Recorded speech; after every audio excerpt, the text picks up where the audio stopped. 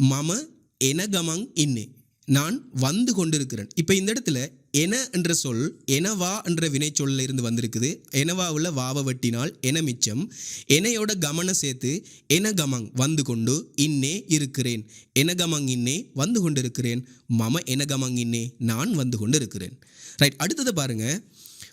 மம்மே தாத்தத்துக்கு கதாகரண கமங் இன்னே, மம்மே தாத்தத்துக்கு கதாகரண கமங். இப்போ இந்த இடத்துல மம என்று சொன்னால் நான், மே என்று சொன்னால் இதோ இந்த இது என்ற அர்த்தங்கள் தரும்.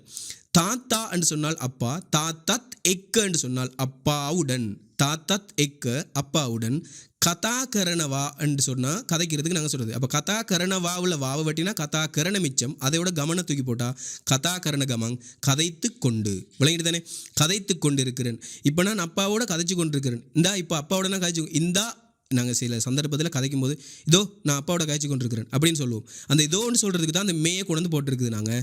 அப்போ மம்மை தாத்தாத்துக்கு கதாக்கிறேன், நான் இந்த அப்பாவோட கதைச்சு கொண்டிருக்கிறேன். இந்த அப்பாவோடன்னு சொன்னால் இந்த அப்பான்னு சொல்லி நாங்கள் குறித்து காட்டுறதில்லை. இதோ நான் இந்த அப்பாவோட கதைச்சு கொண்டிருக்கிறேன் அப்படின்னு சொல்கிறது தான் இந்த மேயை நாங்கள் எடுத்து போட்டுக்கிறோம். சரிதானே.